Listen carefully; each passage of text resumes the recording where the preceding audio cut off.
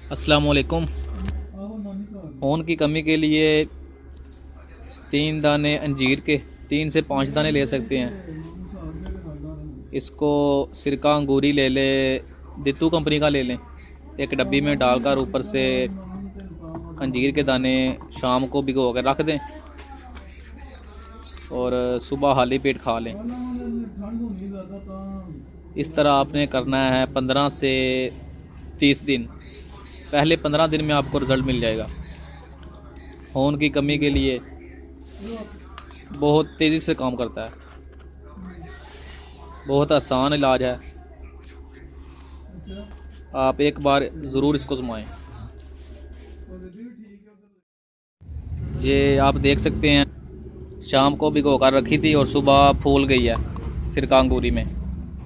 ये आप खाली पेट खाकर नाश्ता कर लें आधे घंटे के बाद। 15 दिन खाएं, आपको रिज़ल्ट बहुत तेज़ी से मिलेगा।